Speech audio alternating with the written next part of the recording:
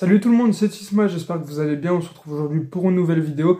Dans cette vidéo, les gars, beaucoup de choses à dire, notamment au niveau du mercato. Pas mal d'offres, pas mal de rumeurs, pas mal d'officialisations. Enfin, non, pas des officialisations, mais il y en a qui vont pas tarder à l'être en tout cas. Puis on enchaînera avec une partie sur les contours de l'Olympique Lyonnais. On parlera de la DNCG, on parlera d'OL Brest. Pour moi, c'est ce soir à 17h. Pour vous, c'était hier et j'espère qu'on a gagné. Et on parlera de plein de petites choses comme ça. On parlera aussi de joueurs du mois, etc. Donc beaucoup d'infos dans cette vidéo aujourd'hui et on commence. C'est parti les gars pour la vidéo. On commence donc par la partie mercato, une partie qui sera assez dense comme je l'ai dit dans le sommaire de la vidéo. Alors on commence avec la base de ces infos mercato. Un nouveau loft a été créé, ça n'a pas été dit explicitement mais on le comprend. 3 joueurs sont mis à l'écart et s'entraînent plus avec le groupe professionnel durant ce mercato. C'est Diawara, Akuoku et Zaha. Alors Zaha, ce sera difficile de le faire partir, on sait qu'il a des touches en MLS notamment, mais il va falloir casser son prêt avec Galatasaray et ça, ce sera pas simple non plus. Donc ça va être compliqué de le sortir durant ce mercato. Akuoku, c'est pareil, il a très peu joué durant cette première partie de saison, ce qui fait qu'il n'a pas trop d'œufs, lui, pas trop de rumeurs même qui tournent autour de ce joueur, donc ça va être compliqué de le vendre également. Par contre, Diawara, il suscite quand même les convoitises. C'est une petite pépite, on va dire, du centre de formation parisien qui est venu à Lyon. Il représente un grand espoir du football français, donc forcément ça intéresse, il est encore très jeune. Et ça intéresse des clubs comme Reims qui ont formulé une offre de 3,5 millions d'euros qui a été refusée par Lyon. Ils vont sûrement revenir à la charge bientôt avec de nouvelles offres un peu plus valorisées, je pense. Mais pour le moment, Lyon a refusé l'offre de Mamadou Diawara. Je pense qu'il va partir notamment parce qu'il veut partir. Lyon veut le vendre et il faut qu'on dégraisse pour qu'on ait un petit peu de cash pour voir la DNCG à la fin de la saison. Ça aussi, on en reparlera en fin de vidéo, les gars. Donc on enchaîne avec d'autres rumeurs, cette fois-ci pour des joueurs qui sont plus installés, on va dire, dans l'équipe. Celle par exemple sur Matic. Alors Matic est annoncé du côté de Comme en Italie, avec son ami Cesc Fabregas. Oui c'est ça, Cesc Fabregas, j'étais un peu hésitant. Mais en conférence de presse, donc l'ex-star du football avait dit que Matic était son ami et qu'il y a des discussions mais rien de concret. Et Lyon ne voudrait pas se séparer de Matic, Pierre Sage l'a dit en conférence de presse aussi. Et Matic se sent bien à Lyon, donc il ne devrait pas partir malgré du coup l'intérêt de Como. Par contre, toujours pour le club du nord de l'Italie, un très beau club, qui a un nouveau projet avec un nouvel investisseur, avec un nouvel entraîneur qui fait fureur, on va dire, sur le marché, avec également des conditions d'entraînement magnifiques sur le lac de Côme, une ville exceptionnelle qui, je pense, ferait plaisir à pas mal de footballeurs. Un autre joueur est intéressé par le projet, c'est Maxence Cacré. Il paraît qu'il y a un accord entre Côme et Lyon à hauteur de 15 millions d'euros plus 2 de bonus, soit 17 millions d'euros. Un contrat de 4 ans et demi l'attend du côté du club italien, et donc il devrait s'envoler là-bas. Alors ça fait bizarre de voir Maxence Cacré partir pour un club, on va dire, aussi peu réputé sportivement, parce que bah, on avait l'habitude de l'entendre à Leverkusen dans des gros clubs lors des saisons précédentes, et là quand même on prend 17 millions, c'est très bien pour Maxence Cacré avec ce qu'il nous a proposé jusqu'à présent.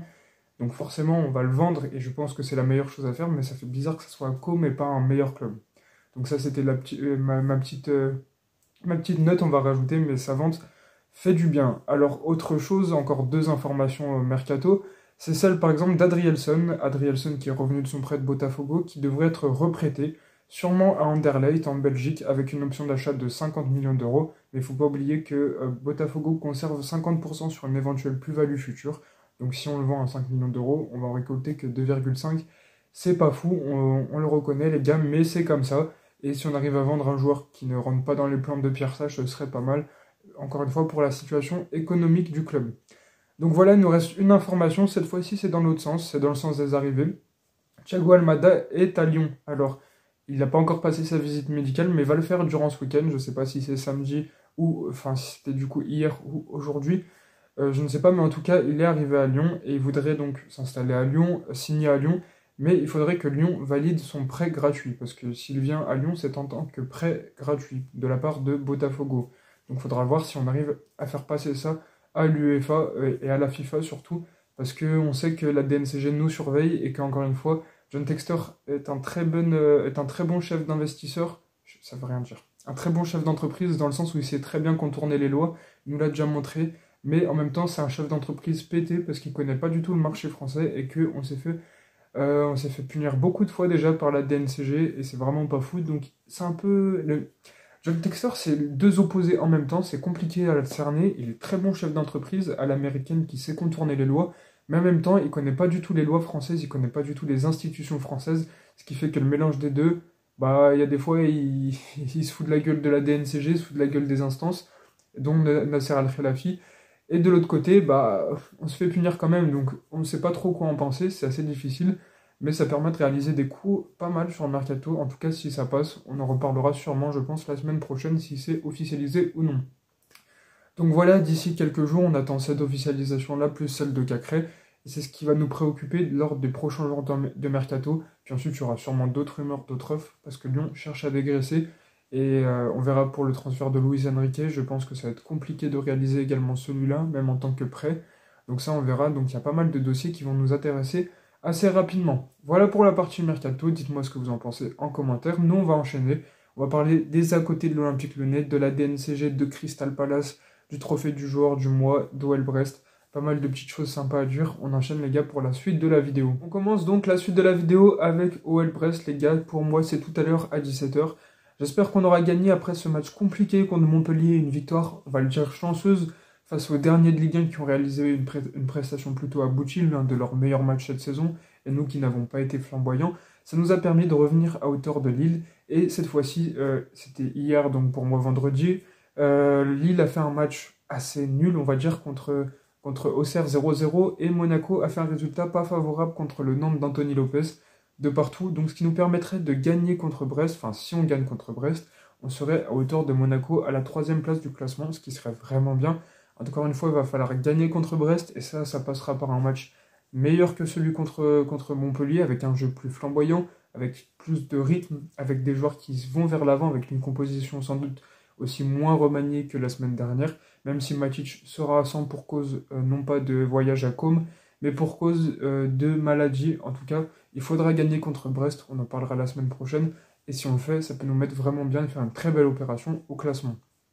Info mercato que j'avais oublié, il paraît qu'Everton, info à prendre avec des pincettes, est encore sur le dossier d'Ernest Noama. Alors c'était le cas l'été dernier, pardon, et c'est encore le cas cet hiver.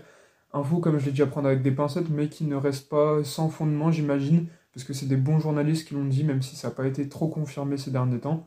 Donc il faudrait voir comment ça se passe, parce que s'il y a des grosses négociations et s'il y a un accord, Ernest Noama ne serait sûrement pas conservé, parce qu'il représente une valeur marchande pas trop mal comparé à certains joueurs de l'effectif, et comme je vous l'ai dit, on a besoin d'argent, et le mieux ce serait qu'on en récolte, mais est-ce que ça passera par Ernest Noama? Tout dépendra de l'avancement dans les négociations avec Everton. Voilà pour ça, encore 3 petites infos. Cherki a été nommé la semaine dernière au prix du joueur du mois trophée UNFP. On ne sait pas encore qui a gagné. Je vous le dirai la semaine prochaine s'il le gagne. S'il le gagne pas, bon, je pense pas que ça sera l'occasion d'en faire une info dans la vidéo.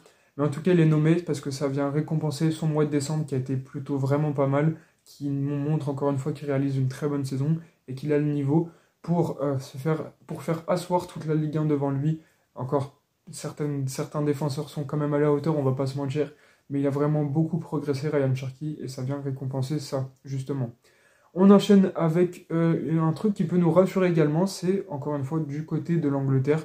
Crystal Palace pourrait voir les parts que possède John Textor rachetés par une écurie saoudienne. Alors, il montre qu'un fonds d'investissement saoudien est sur le point de conclure un accord avec John Textor pour le rachat de 45%.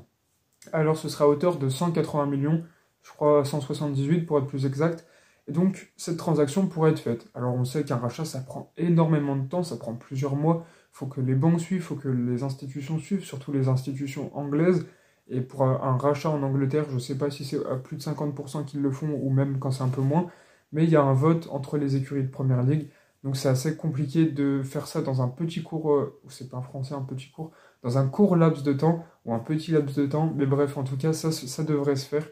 Maintenant, l'échelle des mois, l'échelle des semaines, on ne sait pas trop quand ça va se faire, quand ça va être signé, et quand John Textor va toucher ses 180 millions d'euros, on ne sait pas vraiment. Mais en tout cas, s'il pouvait en réinjecter une partie pour sauver l'Olympique Lyonnais, ce serait pas mal. Donc on va voir si cet accord se fait, ça devrait normalement le faire, mais maintenant, le temps presse, et il faudrait que ça se fasse quand même plutôt vite, pour nous rassurer le plus vite possible, ce serait vraiment pas mal, honnêtement.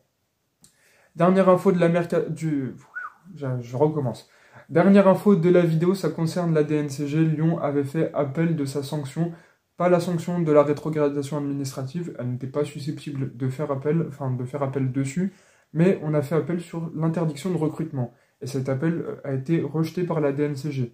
Il faut savoir que très souvent, quand les clubs font appel de leur décision, la DNCG ne change pas d'avis. Dans vraiment la majeure, mais la très grande majeure partie des cas. Donc on savait d'avance que Lyon n'allait pas se faire retirer ses sanctions. Mais ça nous permet d'avoir de la visibilité auprès de la DNCG et d'avoir de la visibilité auprès du grand public. Je m'explique. Alors, on a montré à la DNCG que nos finances se sont améliorées, que notre santé en termes de dette est un peu mieux et qu'on a réussi à trouver pas mal d'argent qui nous permet de rester compétitifs. De plus, on est très bien engagé en Ligue 1. On a l'occasion d'être troisième ou quatrième, je ne sais pas la différence de but, dès ce soir, voire même dès demain soir. Tout dépendra des autres résultats, mais personne ne pourra nous doubler, je pense, si on gagne. Oui, personne ne pourra nous doubler, mais bref. Puis en Ligue Europa, on est encore très bien parti. Tout ça montre qu'on a une bonne santé, que ce soit financière ou encore sportive. Ça nous permet de rester compétitif au niveau de la DNCG, qui montre qu'on fait les efforts pour se remettre d'aplomb, qu'on fait les efforts pour redevenir un club attractif.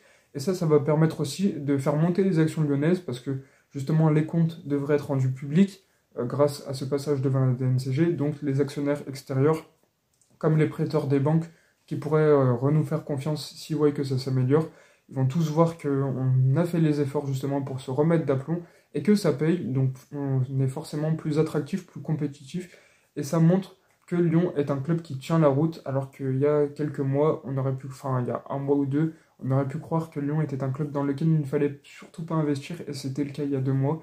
Donc les actions ont baissé, les prêteurs ne nous ont pas fait confiance au cas où on en aurait besoin d'eux, et ça aurait été bien de pouvoir compter sur eux dans ce moment-là, mais là ça devrait peut-être aller mieux. Donc voilà pour le résultat de la DNCG. Donc forcément on sera toujours interdit de recrutement, on verra si on s'arrange avec des prêts ou non, mais c'est comme ça, et en tout cas on a quand même montré qu'on est toujours assez compétitif.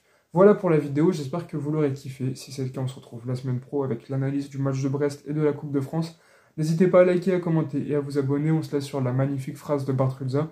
L'Olympique Lyonnais est une formidable raison d'être heureux. Allez, ciao ciao les gars.